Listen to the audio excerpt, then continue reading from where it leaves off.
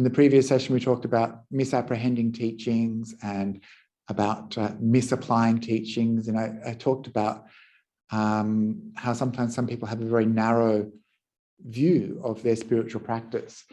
And I was just remembering this, this type of person who sometimes you encounter in a monastery kitchen.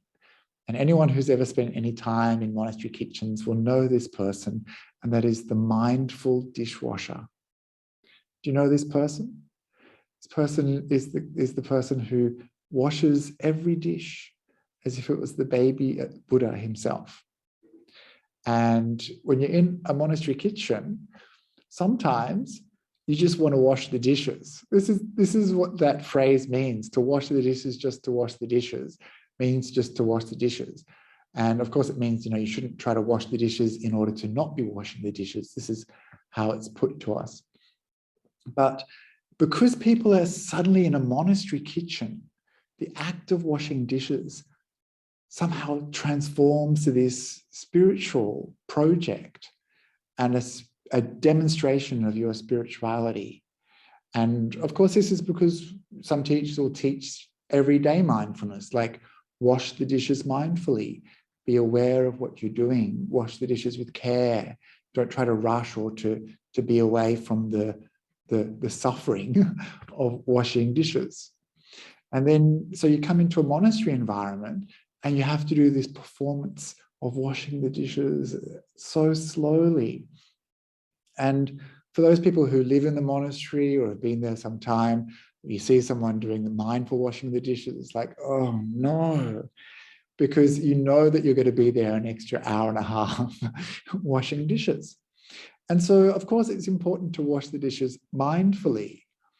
But what changes somehow, like what happens is that it becomes a kind of ritualized performance of spirituality. And what they're mindful of is the dishes, but they're not mindful of the situation, that there's other people in the room too who just, want to get on with their lives. Or they're mindful of their spiritual practice, but they're not mindful of other people in the space. And so it's similar to the story I told before, and it comes from things like just understanding a small part of the suttas, like that you have to wash the dishes mindfully. But the next part of that should be, where am I? What is the environment? What is the situation I'm in? How should I respond? And it's like, you're in a busy kitchen, people just want to wash the dishes and have a cup of tea, go back to their huts, meditate, and keep on living their life. In a busy monastery like Bodhinyana, there was sometimes hundreds of people that would come and visit a day, and that would mean hundreds of dishes.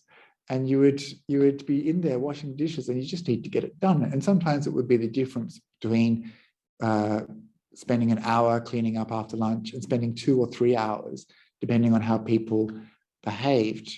And I remember thinking at one stage that it was a very kind of selfish form of spirituality when people just focus on their own spiritual experience and aren't aware of the things that are happening around them. And so again, I think this is a kind of spiritual bypassing that we can see when people use the teachings in a way, or misuse the teachings in a way, to justify certain kind of behaviors or approaches. But what comes along with that is this kind of smug superiority of conceit, which is that this is the true path, the one and only way to wash the dishes. And this is something that you could apply in many different kinds of situations, this kind of thinking, this kind of way of being. I've got the true spiritual form of practice, and you other people know nothing. Look at me. I'm mindfully washing the dishes. You should learn from me. I'm the dishwasher par excellence. So you see how these things start to get a little bit weird based on this misapprehension, this misapplication of teaching, and how the container of a spiritual space actually changes the way that they behave there. I mean, go home, watch them wash the dishes at home. I can guarantee you they're not going to be washing them like that. There's no audience. They just wash the dishes because they want to move on with their day. And so this is just important to recognize how the container of spirituality affects the way we behave, affects the way we interact, and affects the way we view ourselves in that situation.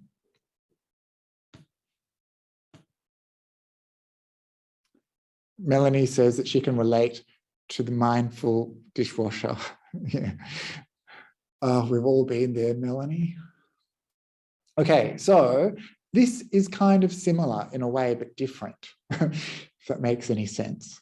So this is, again, these are categories that Robert Masters laid out. So this is not my wording. He says that a spiritual bypassing, this is number 9.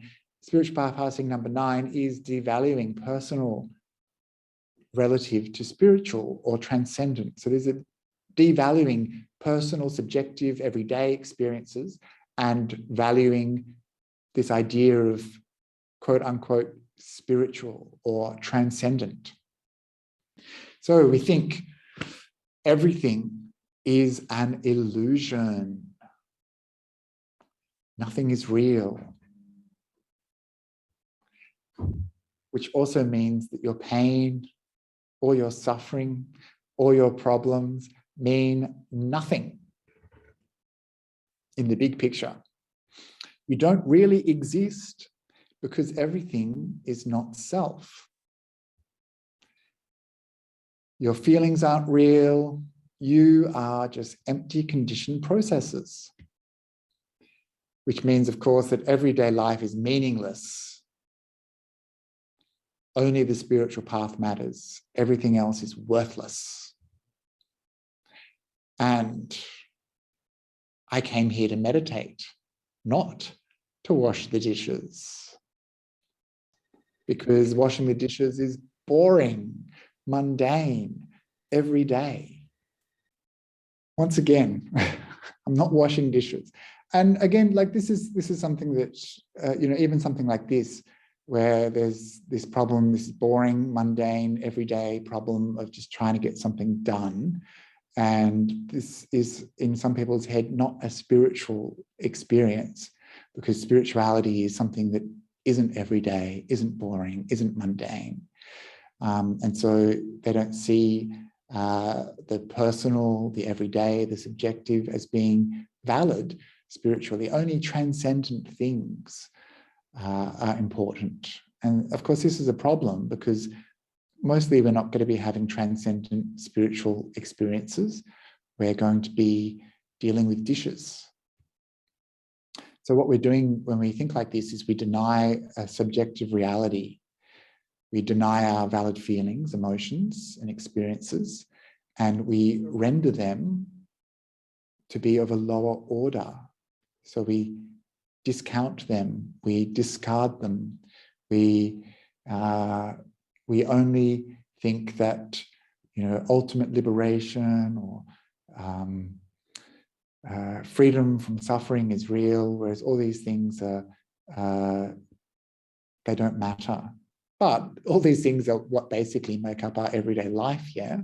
So, yeah, how do we balance that?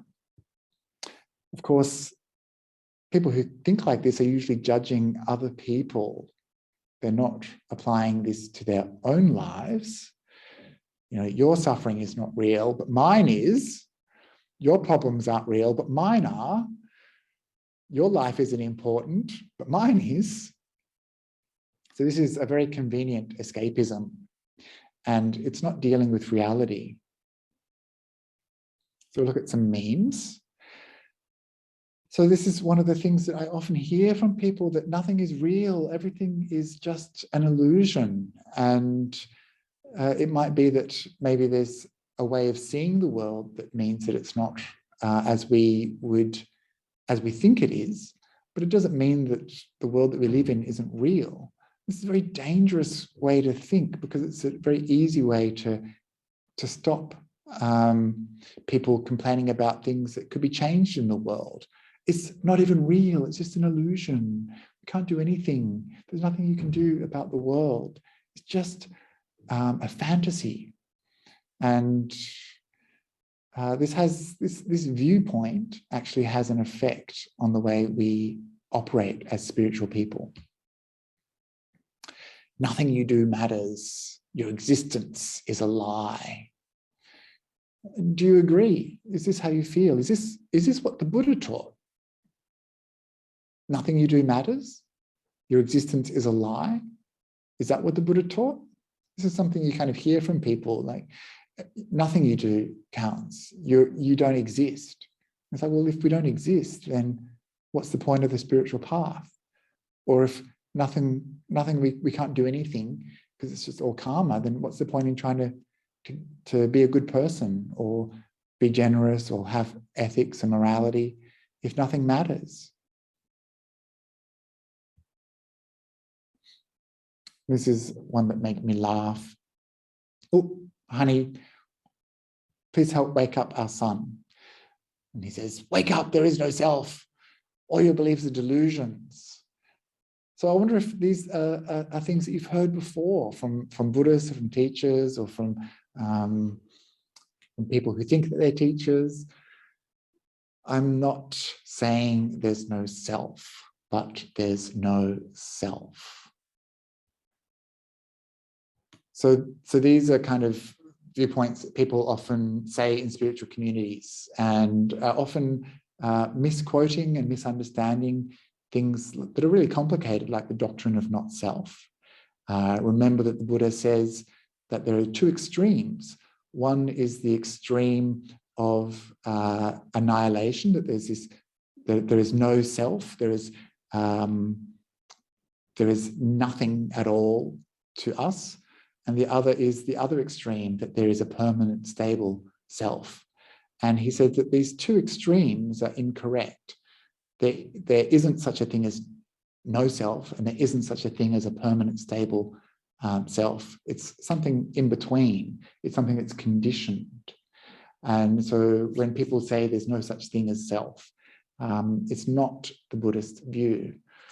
There's the 5 khandhas, which are the things that we mistake for ourselves, such as form, feelings, perceptions, consciousness, and sankharas. And these things we mistake for ourselves, but they're conditioned and they still exist. Our thoughts still exist, our feelings still exist, our consciousness still exists, but not in the way that we think it is, that it's somehow stable or fixed or permanent. And this is the kind of discourse that the Buddha was having at the time with various people from other religions and other traditions and other viewpoints on the idea of self. So the conversations that we have recorded from the past are very much conversations with people who had different viewpoints on what self is. And today, these conversations sometimes get misused and turned into something that they're not. And other spiritual traditions or ideas get brought in, and black and white positions get made. And then we get told that you're not real, that you don't exist, that there's no such a thing as Bhante Akāliko. And this might be true in one level. This might be true in a transcendent sense. But it's still true in the sense that I'm here, I've got this body, I've got this name, I've got these bits and pieces. It's still true that I exist. But if you only think about this topic up here in this kind of transcendent level, and you don't accept this level is also real, then there's a problem.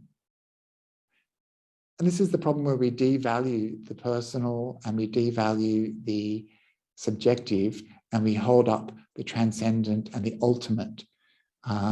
If we live up here, there's a lot of stuff down here that we're going to miss out on.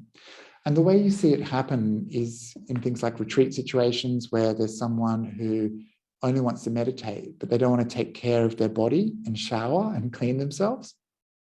Or that person who doesn't want to wash the dishes, only wants to meditate, because this up here is real spirituality, whereas this down here somehow isn't. And there's this gap between these two things that isn't reconciled. And we value this, people value this, but they don't value this down here. So there's a kind of split between an idealized fantasy utopian version of spirituality and the messy, raw us that exists. And so this is a problem. And this is, I think, probably one of the biggest spiritual bypasses that you see in spiritual communities, where people will deny the real, authentic, subjective experience, especially people suffering that they go through. And they'll say, you know, your suffering isn't real, you don't exist, there's no such thing as an identity, you aren't real. And of course, it's very convenient, you know, sometimes. It's a way of disempowering other people and their suffering. It's like saying, as I showed at the beginning of this talk, this cultural spiritual bypass that occurs when people say there's no such thing as gender, which means that those people who experience suffering because of their gender,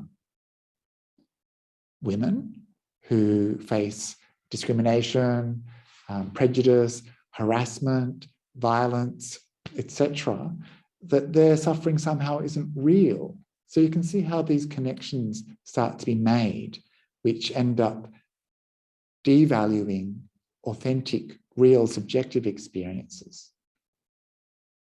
Same with the Black Lives Matter thing. All lives matter. Of course, all lives matter, but we're talking about Black people. We're talking about what's happening to them. And so it's like you're up here with this transcendent, we're all one. We're all, I don't see race. And it's like, well, no, we need to see race because we need to understand how this is happening and that we need to understand why it's impacting these people. We might not see race, but they do, you know? So it's important to know that the way we look through a spiritual lens can sometimes be creating harm. The same with the LGBTQ community. Sometimes people will say, these people aren't real, they don't exist, they're just attached to their identity, and identity isn't real. You don't, there's no such thing as sexuality, or we don't distinguish between people here, we welcome everyone. But then it's like, actually, sometimes we need to say, you know, I'm queer, or I'm non-binary, or we need to say, this is part of my life, that I'm also a spiritual person who is queer, or I'm also a trans person who has an interest in meditation.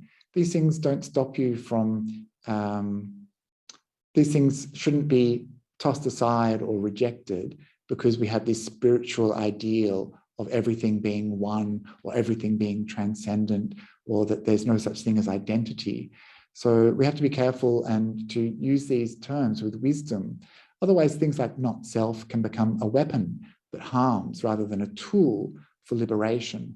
And this is the thing with all of these spiritual bypassing factors. They're a way of looking at something which problematizes maybe an unthought out spiritual perspective that's not fully formed. In the breakout rooms, we were talking a little bit about how one person, I didn't get permission to share this, but I don't think I'll identify them, that this person felt really bad that they couldn't, because of Asian culture, tell their parents when their parents had done something wrong or were incorrect.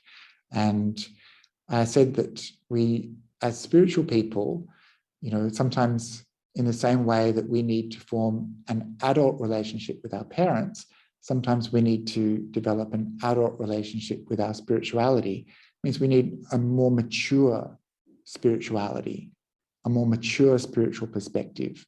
It's easy to be this naive and slightly uneducated spiritual person, but we need to become people who are aware, more sophisticated, that we can hold these two things in balance. Because if we overbalance on this one, then we're going to miss out on the things that we need to pay attention to here. And if we're only down here, just dealing with everyday mundanity, then we're never going to see that there's a bigger picture to our life. So we need to work out a way to hold these things together in balance and intention. I keep moving because I've got to run out of time. I was trying so hard to keep on time. But so the next and last factor of Robert Masters is this deluded belief of attainment or enlightenment. And so again, this is a misunderstanding of the spiritual path and meditation, and a misunderstanding of the real nature of enlightenment. People will think that they're further along the spiritual path than they actually are. You might see people, and I've seen this happen myself in other people, they have one good meditation, they get a little bit of euphoria, a little bit of bliss, a little bit of happiness, and they think that they're enlightened. But they better watch out, because this can sometimes bring a sense of superiority, smugness, and inflated ego, which can turn very dark, actually, and the sense of self can become very problematic. They might refuse to listen to an authority figure like a teacher about their practice. So usually they might go and tell someone that they've got this attainment or they've had this magic power or whatever, and they might be told no, but they refuse to listen. They refuse to listen to someone who knows better than them. And we also see this happening in some of our Buddhist communities, where people's bad behavior is recast as crazy wisdom. So we think that people who are enlightened can behave in these bad ways because they're not affected by delusion or greed or hatred, that they're just acting in a crazy way as an expression of wisdom. But actually, they're usually not enlightened. They're just bad people doing bad things to other people. We also see this spiritual narcissism, where people have a bit of a messiah complex and end up being manipulative, creating cults and things like that, using their alleged spiritual attainment for gain, which of course is a big problem because it misleads other people with wrong views and devalues the reality of enlightenment by lowering the bar. Often this is a result of a psychotic break or mental illness, which people mistake for enlightenment. And I've seen this myself on YouTube. Oh my gosh, I will stop sharing. I saw this guy who thought he was enlightened, and he was making a video of it, his enlightened experience. It was pretty incredible, because you see basically he's got his camera and he's walking down the street, eating food with his camera, talking about his enlightenment experience, how he's experiencing enlightenment right now. And the really scary thing was, this had like hundreds of thousands of views on YouTube, and it had this whole list of people saying, wow, yeah, teach us how you got there. Tell us more. We want to understand what you've understood. And I saw his other videos, and he's like teaching meditation to people, and he's showing people, he's like live streaming his enlightenment experience. And it's like, oh, I can see this now, and I'm doing this. And you kind of think, I don't know that this is necessarily enlightenment, but everyone else seems to think it is. And there's also the phenomenon of internet arahants, people who claim to be enlightened.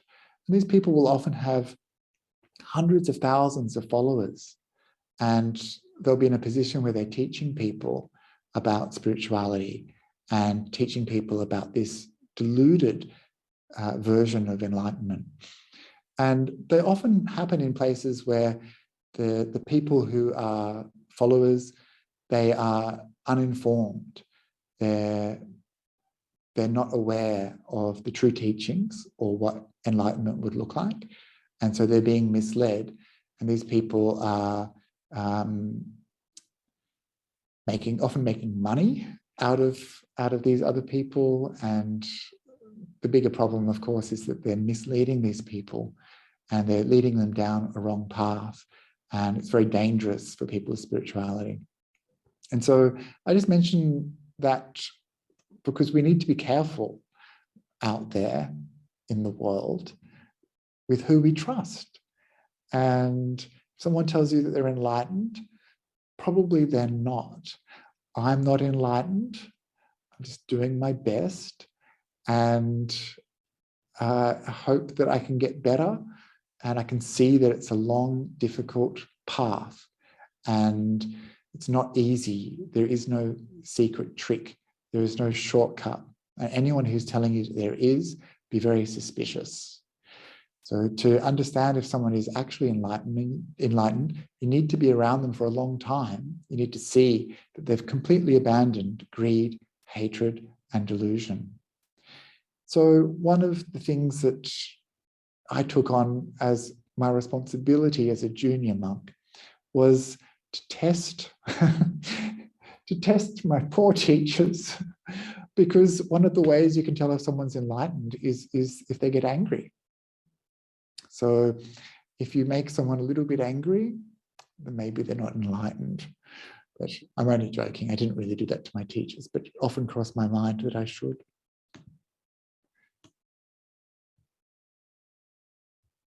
Okay, so watch out there, because people might not be what they say they are, and you might not be able to trust them. So this is the kind of person, no one meditates like me. I meditate extremely well. Nobody meditates better than I do. I have great relationships with some gurus, but I'm actually the most spiritual person around. I guarantee it. Watch out for anyone that talks like that. Or people that just are really glib about enlightenment. Enlightened you are not, if say it you must. Of course, Grumpy the cat here saying, I attained enlightenment once. It was awful.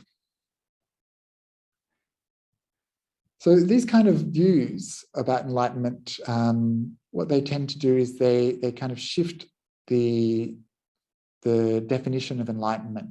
So there's some people who have claimed to be an arahant, and when they've been challenged on this, they've said, oh, but I'm not that kind of arahant. When I talk about enlightenment, I'm not talking about the enlightenment of the Buddha. I'm talking about this kind of enlightenment. So they kind of shift the bar down, or they say, oh no, that's just not how it is. The books are wrong. I've got the one true Dharma. I'm the one who knows. And so this is another way that people will prematurely transcend.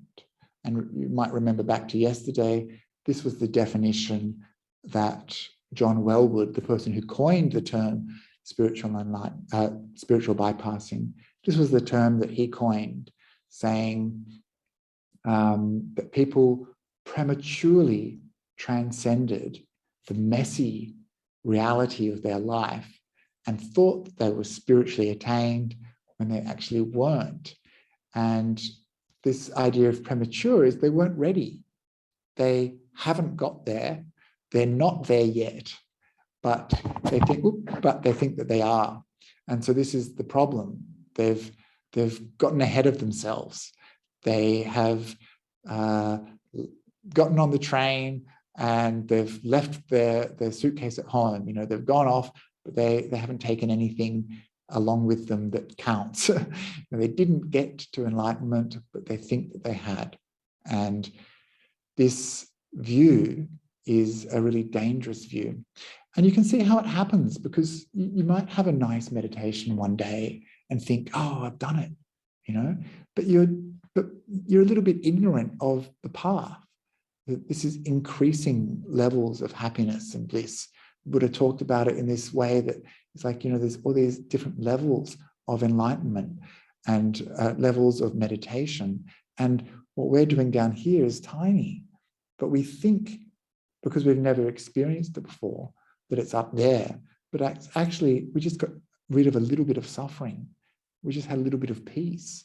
And this shouldn't make us feel bad. It's like, this is wonderful. Just imagine how much else we can let go of and how much happiness we can have if we can overcome those very real things that prevent us from getting there, such as all those aspects of ourselves that we refuse to look at, those aspects of ourselves that we refuse to see, that shadow part of ourselves. Imagine if we could deal with that stuff so that we could actually work on it, let it go. And the more we let go of these things, of course, the more happiness, the lighter we'll be, the less burdens we'll have. But if we just have a little bit of relief from our suffering and we mistake that for enlightenment, then we're going to miss out, because we're not going to do any of that necessarily work. It's going to get us further on the spiritual path. We're going to think that we're over here when we're actually over there. You might remember that map from yesterday. How can you know where you're going if you don't know where you are? So this idea of premature transcendence, this idea of missing out on the truth of our experience, is the last area of spiritual bypassing. And that's where I'll finish it up. And I'll invite some questions. If you have some questions, please put them in the chat, or if you'd like to, you can unmute yourself. I'm just aware that, again, I've run out of time, and so I apologize for that.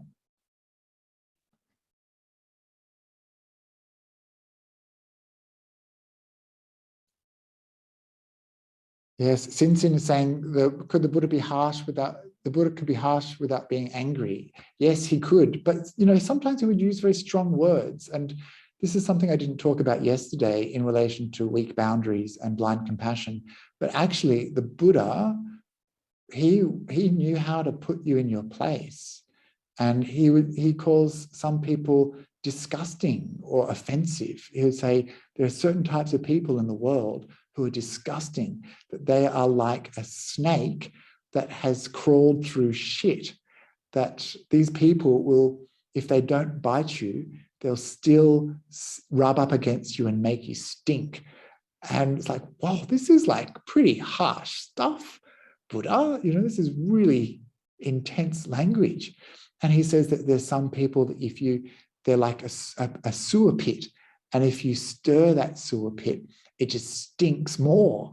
It was like a festering sore. And if you touch that festering sore, it just explodes in pus. And these people you shouldn't associate with.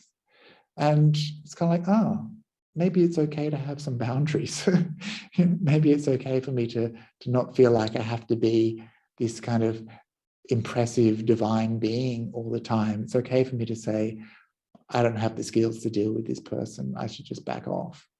And the reason for that was that the Buddha said that some people will hurt you. Some people will disturb your mind. Some people will cause trouble in your life.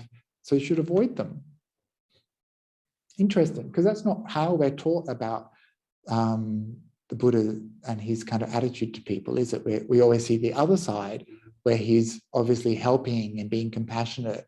Someone like Kisa Gotami, who was distraught at the loss of her son, you see his compassion. Or dealing with someone like Angulimala, the mass murderer, again, you see the Buddha's compassion. But there's this other side to the Buddha, which was this kind of much more hardcore, much more brutal person who obviously had to have some wisdom about some situations and to know when it was appropriate for him to have compassion and when it was appropriate to remove himself from a situation. So there's some questions coming in.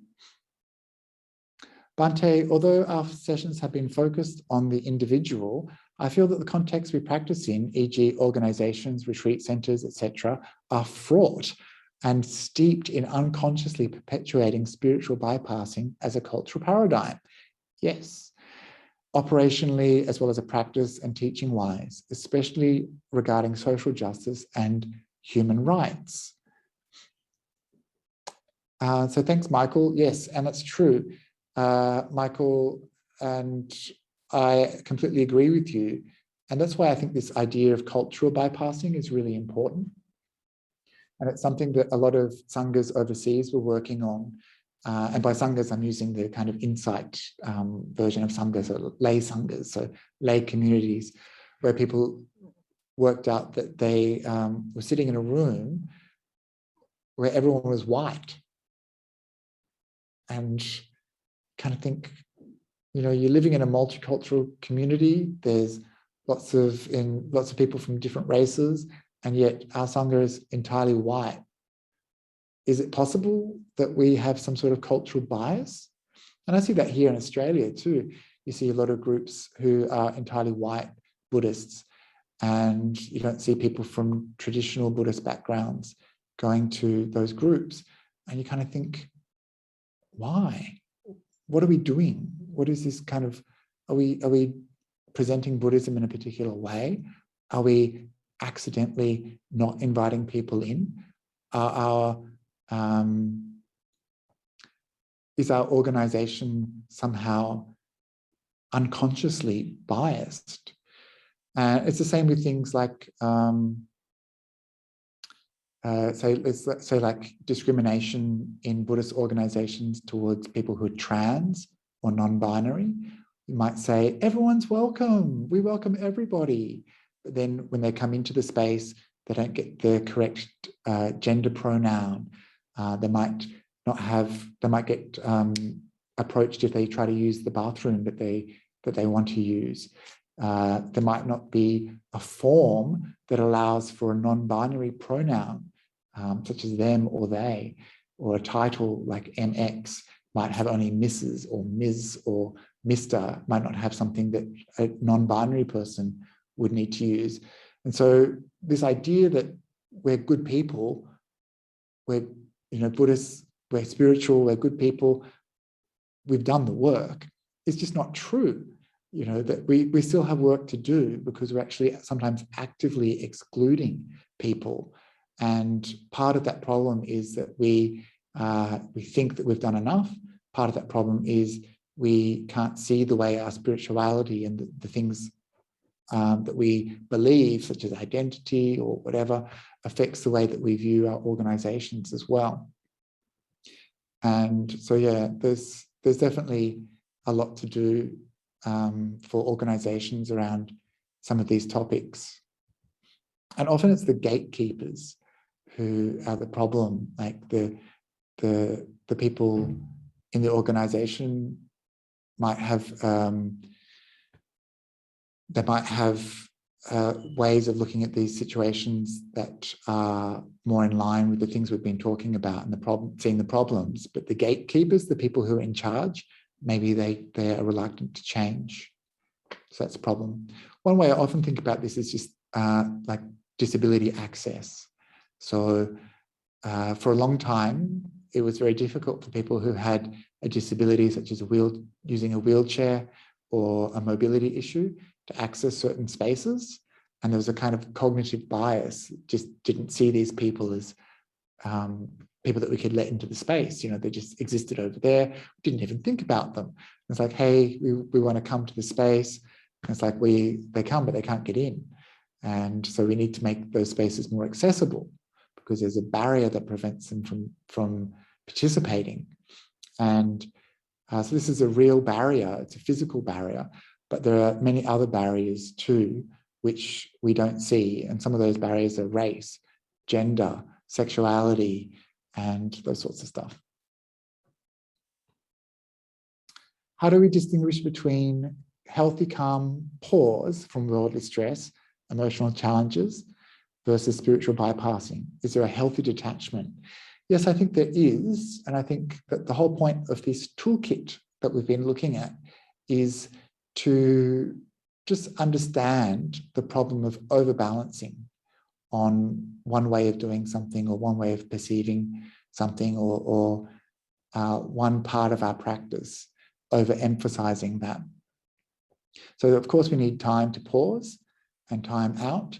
We need time to relax and unwind. And sometimes in meditation, you just need to chill out and just zone out. Like, that's true. I understand that.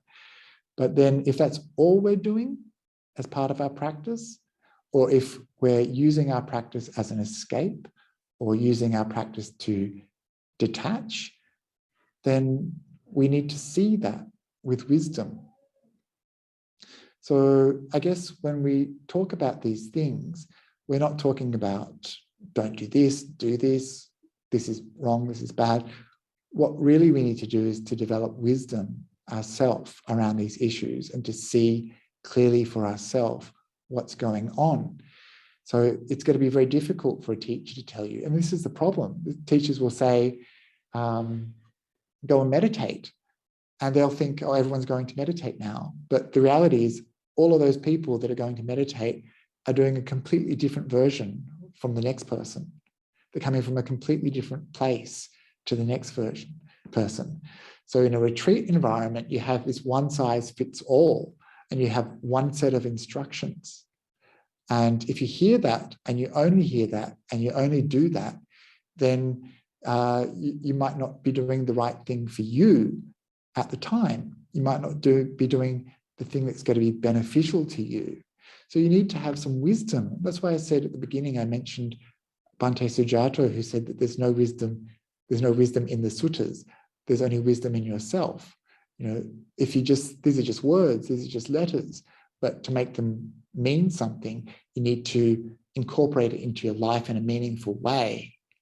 You can't just parrot what someone else is saying. You can't just pretend that you're going to be Ajahn Chah living in the forest. You need to be you here, now, in your life.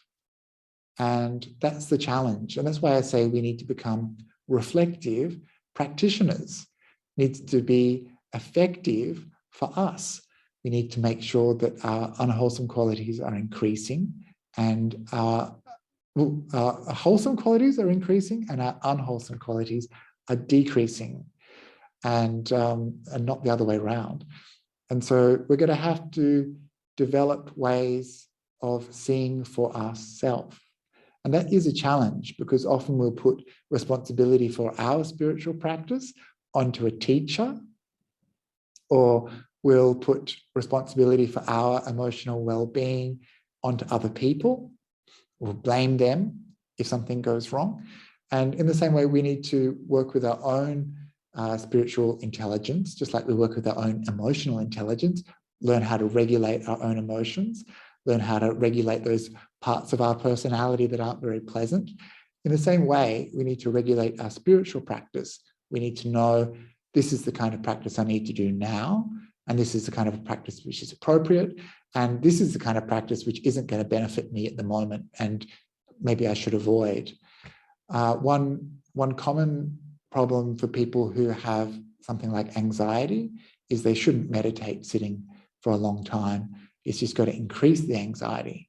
So if you are having experience of anxiety, do some walking meditation might be good, but just sitting down with that head of anxiety can become problematic. The same if you're having a period of mental illness. Sitting alone with your thoughts will just lead to more psychosis and paranoia and all sorts of problems. So we need to be sophisticated. And we may not have those issues of psychosis or anxiety, but all of us have, like this spectrum of stability and instability, of feeling good and feeling a little bit off. And we need to know where we are on that spectrum at the time and apply the right solution to our problems. Otherwise, we're missing out on the ability for meditation or spirituality to actually have an impact on our life. We're just going to get into a habit of sitting in the same way, doing the same thing, unthinking. It's just going to be a rote exercise, a ritual. It's not going to be real. It's not going to be transformative. Gillian says, given that there's parts of me that I refuse to look at, and therefore I don't know are there to look for, how can I go about finding these things? very good question. And this is the problem with ignorance, problem with delusion, avidya. How do we know what isn't there? So one way is to develop that skill of mindfulness, is to actually see and to, in your practice, both in daily life and in meditation, to see when these things come into the mind. One problem, I think, with mindfulness as it's often taught is that it's a bare awareness and that there's no judgment allowed.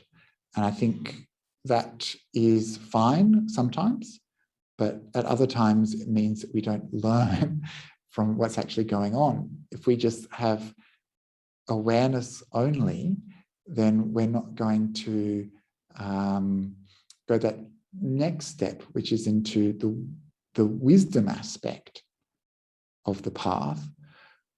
If we only have awareness that is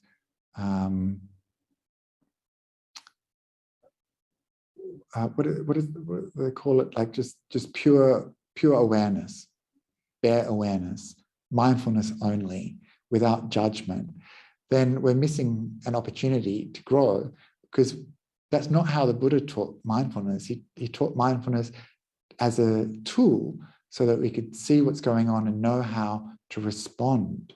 So the image that Ajahn Brahm uses is the image of someone just using mindfulness, and it's the image of a guard of a citadel or a treasury.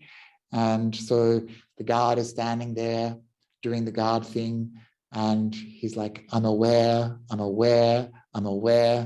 then he sees a person coming towards him, and it's a thief. It's like, thief coming towards me, thief coming towards me, thief going in, thief coming out, thief carrying treasure, thief going away. And of course, the guard's job was to be aware, but they need to act as a guard also. They need to do something. So there has to be this kind of level of wisdom that they need. You know, there has to be this extra layer. And that's called yoniso manasikara, wise attention.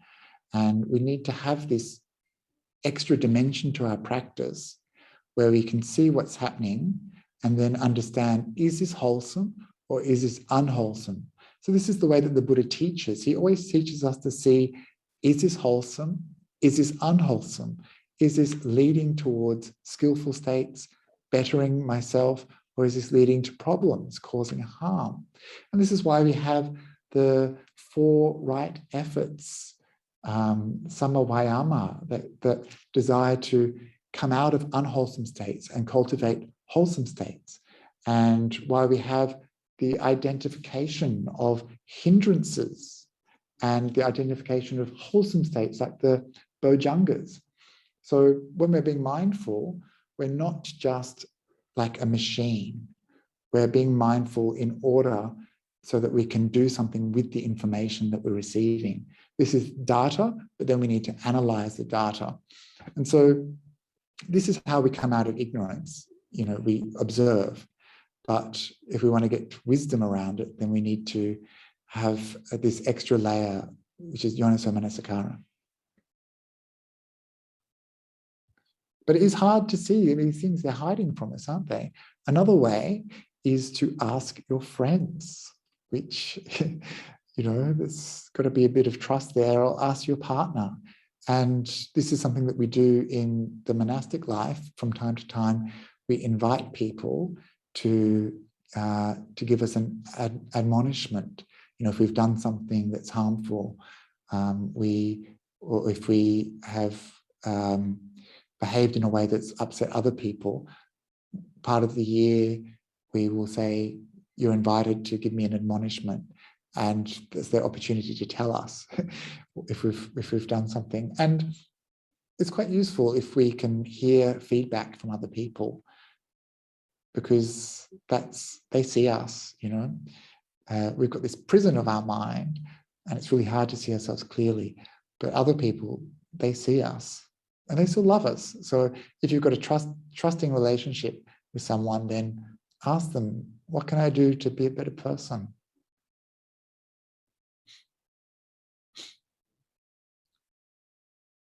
How do we measure our progression in a reliable way? I think it's that we need to be able to see, have I improved? And sometimes it would be just a little bit, but you might see that your relationships have improved, your communication has improved.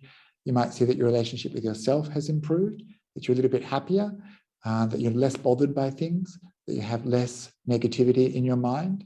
And so again, this is that four right efforts, which is something which applies specifically to meditation, but something we can extend to our life outside meditation too. So it's the desire to prevent unwholesome states, or the effort to prevent unwholesome states that have not yet arisen, and then to abandon unwholesome states that have already arisen, and then cultivate wholesome states that haven't yet arisen. And then the hard part, to maintain wholesome states that have arisen. So that's to prevent unwholesome states, abandon unwholesome states, cultivate wholesome states, and maintain wholesome states.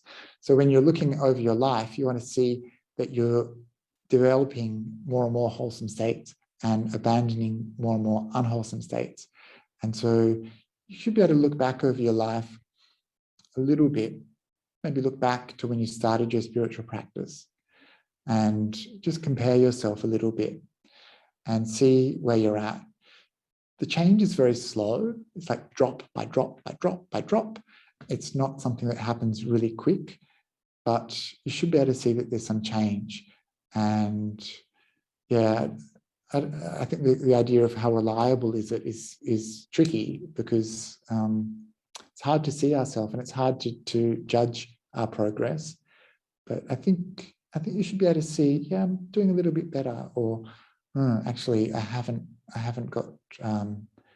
made any progress. And if you haven't made any progress, go and talk to a teacher you trust. If you haven't made any progress, you're not doing something right, because the Buddha said that if you practice in this way, you will get results. And I've seen that myself, and I've seen that in other people. And so I believe that you will progress.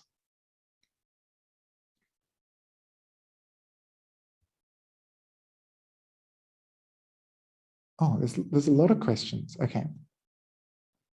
What would have been a non-bypassing way of dealing with the person listening to music on the retreat? It would have been to be okay with saying, do you mind? Please don't listen to music in the retreat. Yeah. What stopped me? What stopped others? What stopped the teacher? It's interesting to think about. And we're talking in the breakout session that for me, it was that I felt like I should just go along with whatever the senior monk was doing. The people on the retreat probably thinking I should just not say anything because no one else is saying anything. It's that bystander effect. But I think what we need to do is be able to be okay with confrontation sometimes and say, all these other people came here to do a retreat and you're listening to music. Like, I don't think it should be that difficult. Do you? I mean, it's not that hard, but because of that spiritual container, it became this thing. You know how it is when you're on retreat, like everyone's trying to be their best self. And like in a way, that version of our best self might not be our best self. Like that version of the person who doesn't want to tell someone not to do something, that might not be the best you. The best you might be someone who's okay with going to someone and having a difficult conversation. I mean, that takes real skill. That takes real command of yourself. And so, yeah. Okay, dealing with anger. You said we need to let go in our own way, in our own time. We don't beat it by expressing it. But if I don't express it, I feel like I'm suppressing it. Any quick tips? Yes, you can go to my YouTube channel and you can look at one of my videos called How to Deal with Hate, Part 1, because again, I had poor time management. And so there's Part 2 coming up this Tuesday night. And so part one starts to talk about issues around anger. So you just put my name into YouTube and you'll find it's a recent video. And if you want to come to the next session, just contact me and I'll give you the link to the next session. But yeah, that's my quick tip.